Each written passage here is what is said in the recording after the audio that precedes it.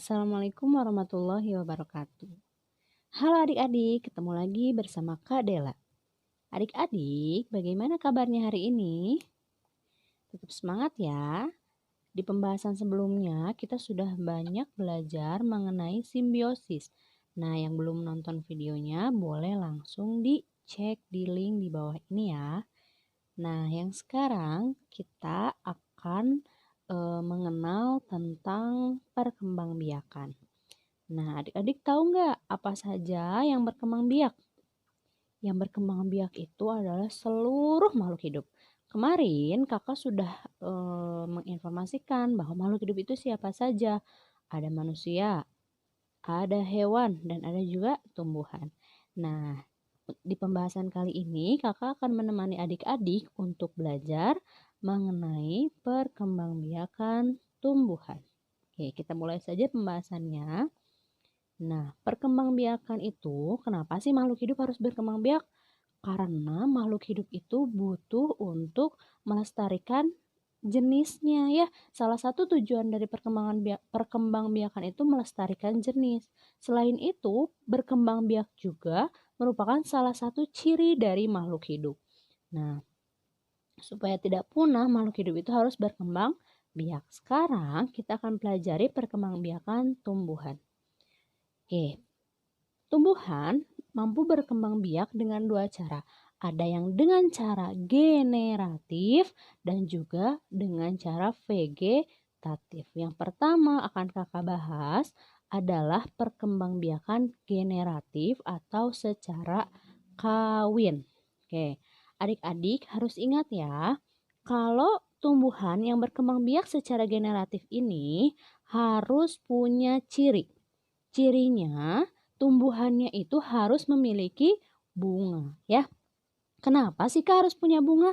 Ya karena di bunga ini makhluk hidup atau tumbuhan ini bisa berkembang biak. Nah, makanya sebelum ke cara perkembangbiakannya, Kakak mau mengingatkan dan menginformasikan bagian-bagian bunga. Kita mulai ya. Di sini yang pertama ada kepala sari. Apa sih kepala sari? Kepala sari ini adalah bagian bunga yang merupakan alat kelamin jantannya ya.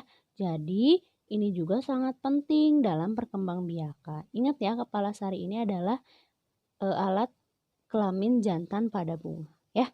Yang selanjutnya ya, ini ada benang sarinya. Jadi dari mulai awal ujung ini sampai atas ini merupakan alat kelamin jantan pada bunga ya. Nah, yang selanjutnya ini ada kepala putik. Nah, yang paling pendek ini, yang lebih pendek dari yang lain, ini adalah alat kelamin betina pada bunga. Selanjutnya ini ada tangkainya. Nah, ini yang besar-besar ya, yang berwarna biasanya. Ini adalah mahkota bunga. Fungsinya buat apa? Mahkota itu untuk menarik perhatian serangga, supaya serangganya bisa membantu proses penyerbukan bunga. Lalu di sini ada kelopak ya, kelopak bunga. Fungsinya untuk melindungi bunga ketika bunga itu kuncup gitu ya. Lanjut Kak, di sini ada dasar bunga. Nah, dasar bunga ini yang menempelkan bunga pada tangkainya.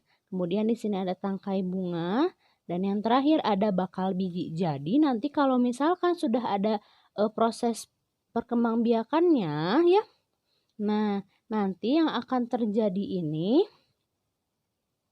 di bakal biji. Jadi ini calon tumbuhan barunya kayak gitu. Ini adalah bagian-bagian dari bunga. Kita lanjutkan. Nah, di sini kakak punya proses perkembangbiakan secara generatif. Jadi yang tadi ya, tadi kan kita sudah tahu apa saja bagian-bagian bunga. Nah, sekarang bagaimana proses perkembangbiakannya? Yuk kita lihat. Yang pertama nih, kepala sari akan mengeluarkan yang namanya serbuk sari. Serbuk sari ini akan jatuh ke kepala putik. Nah, setelah itu si serbuk sari ini akan masuk ke dalam tadi ini apa namanya? Bakal biji ya. Setelah masuk ke sini ada proses fertilization. Nah, atau penyerbukan ya. Nah, masuk, ada tahap ini, kemudian terjadilah ini, hasil pembuahan di dalam bakal biji. Setelah hasil pembuahan ini berhasil, maka akan tumbuh calon tumbuhan baru.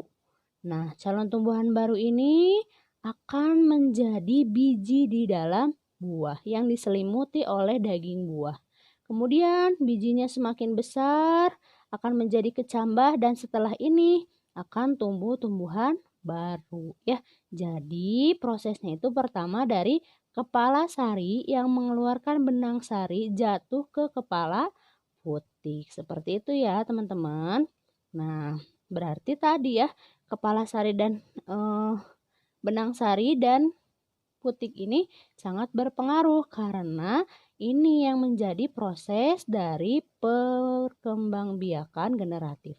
Nah, perkembangbiakan secara generatif ini terjadi jika adanya proses penyerbukan gitu ya. Oke, kita lanjutkan. Nah, penyerbukan ini bisa terjadi beberapa cara atau macam-macamnya banyak ya. Yang pertama, ada penyerbukan sendiri atau autogami. Maksudnya apa ya? Nih kita lihat.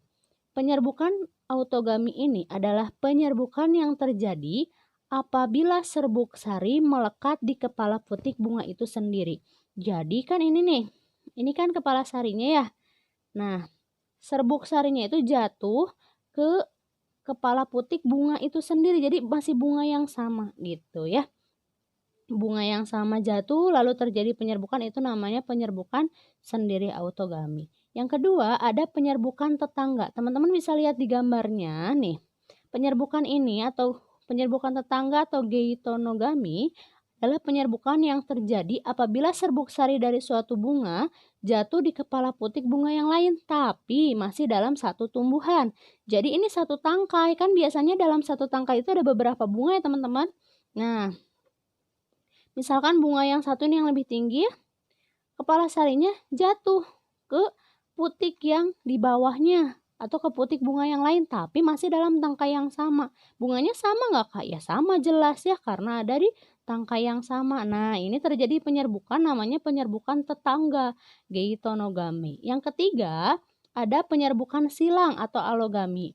Penyerbukan ini terjadi apabila serbuk sari jatuh di kepala putik bunga pada tanaman yang berbeda tetapi masih satu jenis.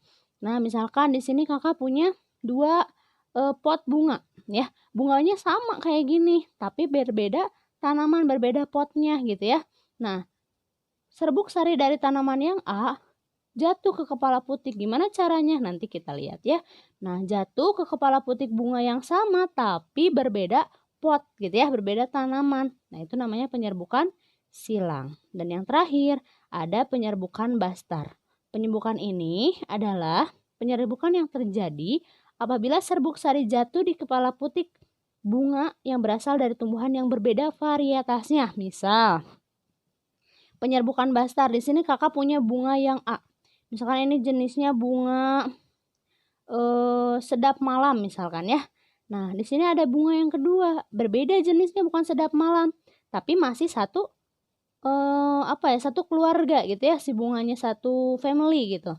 Nah, kepala sarinya menjatuhkan serbuk sari ke bunga yang lainnya ke sini. Nah, terjadilah pembuahan atau penyerbukan. Itu namanya penyerbukan bastar. Jadi, bunganya berbeda tapi masih satu family. Nah, bunganya berbeda, tanamannya atau potnya berbeda nggak? Ya jelas ya, namanya juga bunganya berbeda, berarti potnya juga berbeda gitu ya. Jadi ada 4 cara atau 4 macam penyerbukan. Kakak ulang. Yang pertama penyerbukan sendiri, berarti masih satu bunga ya, bunga yang sama. Yang kedua penyerbukan tetangga, satu tangkai tapi beda bunga. Yang ketiga penyerbukan silang, beda tangkai atau beda pot tapi masih satu jenis bunga. Dan yang keempat penyerbukan bastar, bunga yang berbeda jenis tapi masih satu family. Kayak gitu ya teman-teman, itu macam-macam penyerbukan. Nah tadi ya, kenapa sih Kak bisa jatuh ke bunga yang lain? Nah, ternyata ada yang namanya perantara dari penyerbukan. Bukan. Jadi bunga itu tidak selalu bisa menjatuhkan serbuk sari sendiri ya teman-teman ya.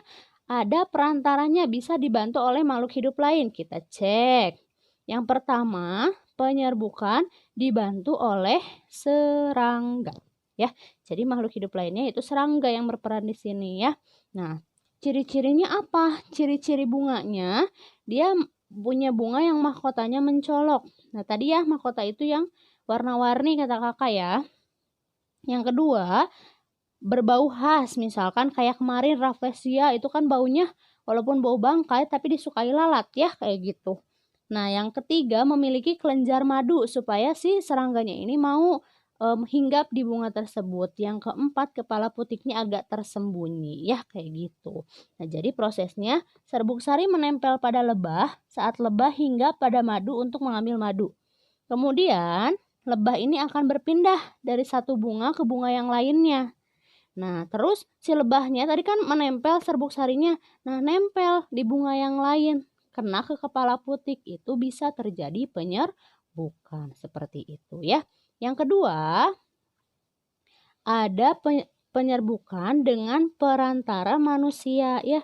Jadi kalau ini mah bunganya itu tidak bisa berkembang atau tidak bisa melakukan penyerbukan sendiri, harus dibantu oleh manusia.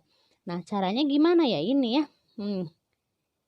Cirinya itu tanamannya sulit mengalami penyerbukan secara alami ya. Salah satu penyebabnya karena si tanamannya memiliki struktur bunga yang sulit mengeluarkan serbuk sari. Entah itu terlalu berjauhan letak si putik dan benang sarinya atau apa ya. Contoh tanamannya apa? Contohnya ada tumbuhan salak dan vanili. Jadi dibantu oleh manusia nih, serbuk sarinya diambil oleh alat ya. Kemudian ditempelkan ke kepala putiknya gitu. Itu penyerbukan dengan perantara manusia. Selanjutnya, yang ketiga, penyerbukan dengan bantuan angin. Ciri-cirinya apa? Yuk kita lihat. Ciri-cirinya mahkotanya tidak berwarna dan berukuran kecil. Kemudian serbuk sarinya itu ringan, kering, banyak, tidak berbau, tidak memiliki kelenjar madu, dan kepala putiknya terjulur keluar. Karena dia kering dan ringan, jadi kebawa angin si serbuk sarinya nih. Angin bertiup dari jagung, contohnya jagung ya teman-teman ya. Angin bertiup dari jagung, melepaskan serbuk sarinya. Kemudian serbuk sari yang dilepaskan terbang, terbawa angin. Lalu serbuk sari akan menempel pada putik bunga yang lain, kayak gitu ya. Jadi terbawa angin karena saking ringannya dan kering kayak gitu. Jadi itu penyerbukan dibantu oleh angin. Dan yang terakhir, penyerbukan dibantu oleh air ya. Nah, kalau yang dibantu air ya ciri-cirinya jelas, dia harus tumbuhan air. Contohnya tumbuhan hydrilla. Serbuk sari pada tanaman ini akan terbawa oleh aliran air sehingga menempel di kepala putik gitu. Kalau yang tadi mah terbawa angin, kalau yang ini terbawa air. Gitu ya teman-teman. Jadi ada beberapa cara penyerbukan. Ada juga banyak tumbuhan yang bisa melakukan penyerbukan sendiri ya, tapi untuk tumbuhan-tumbuhan yang tadi kakak sebutkan itu memang tidak bisa, jadi harus dibantu. Tadi apa saja perantaranya? Yang pertama, oleh serangga. Serangganya itu biasanya seperti kupu-kupu, lebah, kelelawar, burung gitu ya yang bisa membawa serbuk sarinya. Yang kedua, dengan perantara manusia. Contohnya kayak tanaman salak dan vanili ya. Yang ketiga, dengan perantara angin, contohnya tanaman jagung. Dan yang keempat, dengan perantara air, yaitu tumbuhan-tumbuhan yang hidup di air. Seperti itu ya teman-teman. Nah, itu adalah perkembangbiakan tumbuhan secara generatif atau secara kawin. Oke, jadi ingat ciri-cirinya tumbuhannya harus memiliki bunga. Karena organ yang sangat penting ini adalah kepala putik atau putik dan benang sari. Gitu ya. Itu saja mungkin teman-teman untuk pembahasan mengenai perkembangbiakan tumbuhan secara generatif. Nah, untuk yang vegetatifnya akan kakak lanjutkan di pembahasan selanjutnya. Terima kasih atas perhatiannya. Wassalamualaikum warahmatullahi wabarakatuh.